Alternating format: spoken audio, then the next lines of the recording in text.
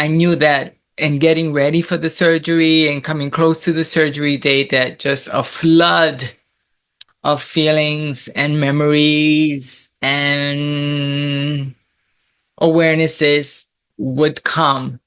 And so they are coming, and I'm feeling a lot of feelings. I did go out dancing this last weekend. I was saying that I wasn't going to go out dancing at all until after the explant surgery. And then I have that body, and then I'll just present myself with that body and that breast size. But I decided that I'm going to go out dancing, hopefully the next 4 weeks as well. I decided to do that to celebrate my body in the here and now, to live in the here and now, and to not punish myself. And, it was a good time. I was well received. I got to see people I haven't seen, friends I haven't seen in a while. I got to disco hustle a really good round, which was really nice. I love that. And I was with the breast size being what they are. It was okay. I wanted to kind of tell a few close friends like, oh, I'm going to have my breast implants removed and I'm really bummed out. But I was like, you know what, Soraya, just let me celebrate that I'm healthy, I can go out dancing, and that I could have a good time. And then all of this is very much rooted in my body dysphoria from a young age. I was a little queer kid, I didn't fit into the masculine totally, and I didn't fit into a feminine totally. So I still carry that. Thank goodness it's a lot better. I'm directed more north being as a woman, as a trans woman. But I still struggle. And every day that I look at myself in the mirror and I see my breasts right now, I'm so baffled to what's going to happen. What am I going to look like after surgery? How is that recovery going to be? What are my breasts going to look like? Am I going to go back to the days before the breast implant and before I had gotten my first breast lift, which is that droopy breasts? And they stay droopy, I'm hoping that they don't droop too much. And I'm hoping if they droop that they'll wake up and be fluffed and kind of bounce back. My surgeon has stated that in the future that if I wanted to get a breast lift, that's possible. We'll see. And then my HRT actually helps a lot to create tissue. Now, something I heard recently that hemp milk, a cup of hemp milk a day, or drink as much as you wish, can help lift your girls. And that's really odd because I just started drinking hemp milk because I can't really do too much dairy milk. And I needed the calcium. And this particular brand, Pacific Foods unsweetened vanilla hemp milk, is fortified with a good amount of calcium. But I just found out yesterday that hemp milk can bring your babies up. So I'll continue to drink my hemp milk. But back to the body dysphoria, every day waking up and looking at myself and wondering what I'm going to look like after. And then going through the trajectory of what I've experienced in the last 4 years with breasts this big. And again, I guess I'm going to defend myself, and I'm going to probably defend a lot of other women too. Because I've heard so many women say, a lot of videos here on YouTube, that when they went for their breast surgery, they specified to their doctor a certain size. And then when they're going in, the doctor is saying, well, listen, I think this will work better for you, this size. And it ends up always being a size bigger than what we agreed on. So I find that to be very disheartening and something that I'm concerned about. Why so many women, when they go in for surgery and they're like going for one size up, like I went for one size up. I ended up being from a B to a G. And I thought that maybe the pains that I was having with my implants and stuff like that was the fact that I was wearing improper bra size. And that's not true because one breast already was encapsulated within 1.5 years of it being in the home of my body. It encapsulated quite a bit where I had to have it removed, cleaned out, and then a replacement implant. I wasn't ready yet then to say no, that I don't want the implants. I wasn't at that place yet because I was enjoying it. Even though it was a lot bigger than what I had agreed on, I really felt like once they were in, they were in. And I didn't ever think that there would be such a thing as breast implant illness. And I wouldn't think that I would have these other complications after. I wish I would have came to an understanding, an agreement with me and my body that we're just not going to have implants anymore. But I wasn't as symptomatic back then, except for the encapsulation, and the breast was forming a layer, and it was starting to get hard. It was starting to come up higher. Going to my primary care doctor, who was a cisgender female, when I brought it up to her that I felt I was having an issue with my implants, she goes, "Well, you don't have breasts," she said. And I'm sitting there with a G cup. And that's when I changed my primary care doctor. And that's when I continued to look into it more. I had gotten a mammogram, and mammogram came up fine, but the encapsulation was still there. The mammogram couldn't pick up the encapsulation. And then there were the ultrasound, and then there was an MRI, and the MRI and the ultrasound picked up the encapsulation. So all of this drama, right? You know, having a primary care doctor, female, and her turning around and saying that I don't have breasts. It really hurt. It hurt. It really hurt. And then having family members like my sister, when I had first gotten my implants, also saying I don't have breasts when I have my implants. That was like another jab to the soul, you know. And they say the body keeps the score, especially the comment that I got initially from my sister. I felt that was like, it was so hurtful. It hurt me in my bosom. It really hurt me in my bosom because my sister, we look so much alike. I don't wear my hair straight like this often because I look exactly like my sister. I look exactly like my sister. I tell you, I'm 2 years older. When we were kids, people thought we were twins. I used to say we were Donnie and Marie. We were like Janet Jackson and Michael Jackson, you know, like that close, like that, close in age, close resemblance. And so with my hair straight, because that's another thing, I go ethnic hair because I just want to be the ethnic Latina, Afro Latina that I am, you know. But when I wear my hair straight, I was like, oh my God, I look just like my sister. And it bugs me out because my sister is beautiful. And I modeled her in some ways. Growing up, I just thought she was just so beautiful, and she had her ways with men, and she was free. And then when I started dressing and exploring myself as a woman, I saw that I do look a lot like my sister. But I'm proud. My family's very attractive, and I'm glad that it got passed down a little bit. So yeah, I've been thinking about like my sister's comments, my primary care doctor's comments around my breasts, other friends that when I got my breasts, my friends who were female, like, what? You've got breasts bigger than mine? And let me just say again, I didn't ask for this. I didn't ask for this size. I feel a lot of times a surgeon has a particular flair or style that they like to pass on to their patients as far as breast size, a certain preference. Almost the same as when facial feminization surgeons, their artistry and what they envision to be female beauty, they have a certain feminine ideal that this is their definition of what is attractive in a female, adding those features to a male skull and adding those features to make it look passable for female. With many FFS surgeons, they say that surgeons has a, like Bradley, Dr. James Bradley. I haven't heard it so much from that doctor, but they say Bradley's girls.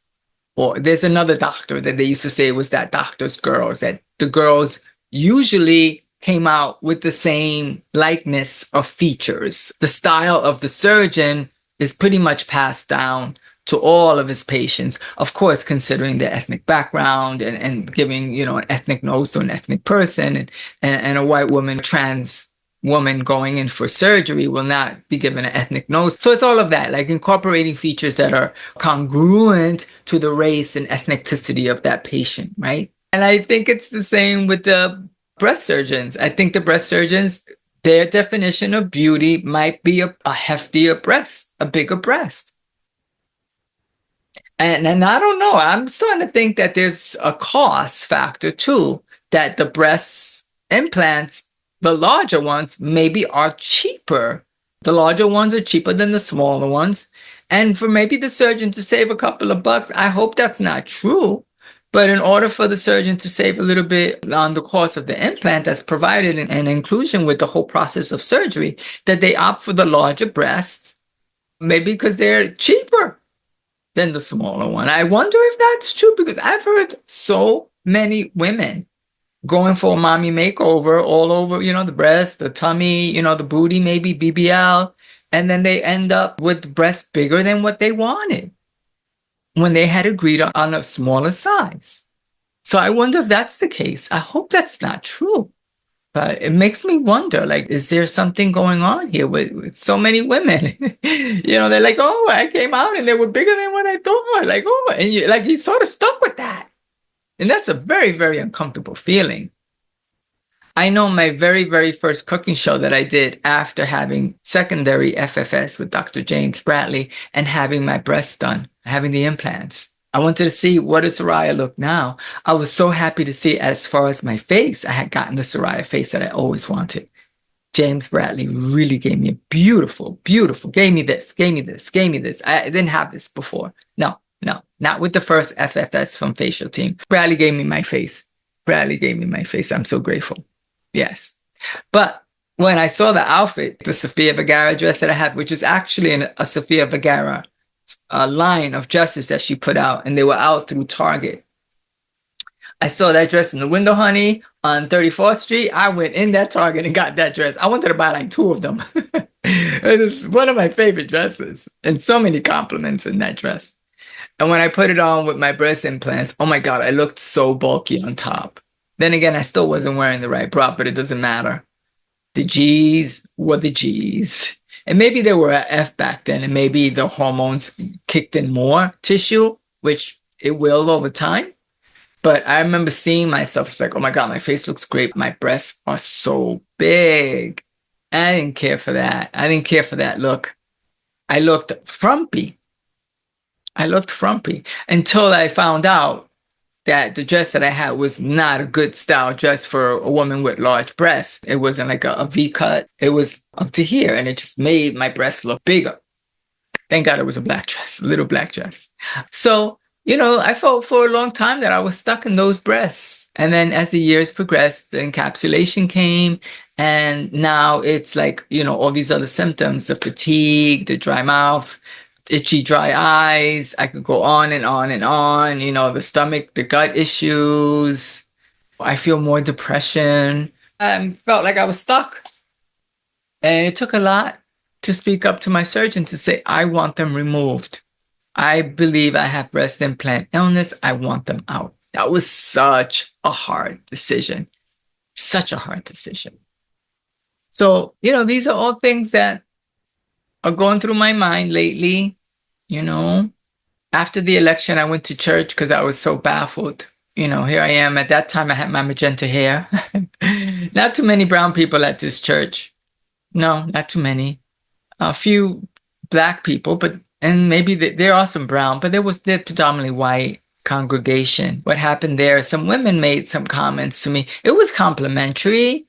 I just thought I was really eyed down, and I just stood out, with the magenta hair. That's part of the reason why I decided to change my hair color. And then the blouse that I had on, I felt it was appropriate for church, but I'm one that my breasts are always up. They're set up nice. You know what I mean? I'm not going to try to put a minimizer on or anything. I'm celebrating the girls. The girls are up. They're up. They're up in the air. They're up. It doesn't matter. Church, funeral, taking out the garbage, the girls are up. And so the way these two women greeted me and what they said about my hair color and my presence, sometimes I just want to go places and just go, not have a comment that feels like female shade. I went to the opera about a year and a half ago. Yeah. I got a ticket to go, and a center seat, beautiful, by myself. It's a ticket for one. And the woman that sat next to me, her and her husband, but she was mean. She was mean. Yeah, she said some things that were really mean. She tried to generalize it. She goes, oh, a lot of women here are dressed and they look like sluts. And I had this very, very cute little dress. It was a short dress. It was very elegant, though. But, it was fitting, girl. And it's like, it was up. I mean, I like dresses that are above the knee. I don't wear anything below the knee, And I had my magenta hair, I had it styled straight, girl. I was so elegant. I felt fierce, girl. You couldn't tell me nothing. I was at the opera, honey. Yes, there again too. Not too many Puerto Rican people at the opera. Oh, but I was fierce. This black lace dress. It was fierce. Looks like you could see the skin, but the fabric is beige. It's a cha-cha. It's total cha-cha, total femme, very elegant, sexy. And yes, there were women there, besides myself, with different types of dresses. And they're older, and they're really made up. Yeah, and we all looked slutty. But for a stranger to pass that on to another stranger, I mean, she eyed my pocketbook. She said, I made a comment about my pocketbook. I was like, and I was so proud of myself that I stayed like that. So proud of myself because I was going to sit there through the whole performance. I didn't want to be uncomfortable, though I was, but more so had I engaged with her and said, what the fuck are you, not like that, but challenge her. Like, what does she mean by that? Like, oof, Lord, honey. So, I'm glad that the surgery is coming, and I'm really looking forward to my little B cups. And if I want to have any kind of volume up there, there used to be a padded bra that I would wear from time to time to just give a little bit of but I really rarely did that. But I know I can go to that if I need to. But I always did like my smaller size. I just opted for the breast just to go Marilyn Monroe, a C or a D. I thought that was cute, for my research. But I didn't want to go for, I think what I have is a triple D, being a G. I've done a lot of writing and reflection on like the hurts, the comments. So this way it's not sitting in my system all the time and in my psyche. But it looks like I'll need to continue writing on it. So it's out of me. And I'm looking forward to the breast explant surgery. So this way I could live in now a different body, hopefully letting go of everything that I've heard and experienced as a trans woman with G cup breasts. I also think that some surgeons who have a transgender following or in that myth from the past that all trans women want big breasts. I do believe that that was a model or a stereotype that took place maybe in the past for trans women. I'm not saying absolutely. And I think that's the reason why I got the size that I got. I have spoken about it before too, that the size that I wanted, at first my surgeon said was too big, but I think it wasn't as big as just the G's. So I'm confused as to what the communication was between him and I that, attributed to like this really bulky look right after surgery, even before hormones had any more effect to the size. I'm just in gratitude that I look good regardless. I look well fed. I could feed someone really well as well, if you know what I mean. And I have had a lot of fun in this body, in this breast size. I've gotten to live the Jessica Rabbit Puerto Rican version with magenta and now brunette hair for that time period. And I'm lucky and grateful for that. Not everyone gets to go from male to female. I enjoyed both sides. I've enjoyed both sides. I enjoyed my breast size prior.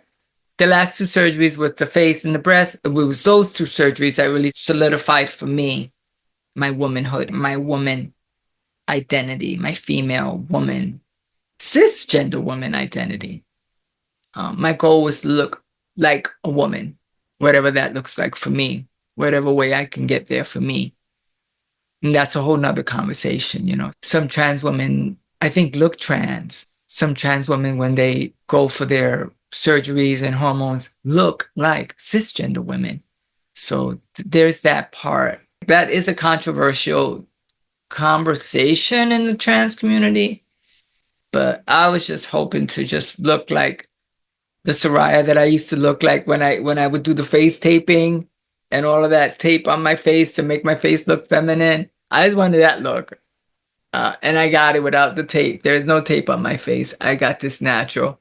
Yeah, it's a little filter on Zoom, but this is me. This is me. And I respect every trans woman's process and appearance. You know, this is not a contest or a game. This is real life. And this is the life I chose. So I want to thank you all for listening. I don't know how many minutes this has been. I'm here, my favorite background. It's the real one. It's not, yeah. But it doesn't matter because I'm mighty real. My name is Soraya Sabada. I am the queen of healthy Latin cooking. Welcome to Soraya Sabada's Fierce Cooking Show. I hope you all have a wonderful day and always remember that trans mama loves you, honey. All right, whether she's a G or B, a princess or a mama, I love you all. And I hope you continue to support my channel, like and subscribe, and we'll talk soon. Bye. Mwah. Mwah. Mwah.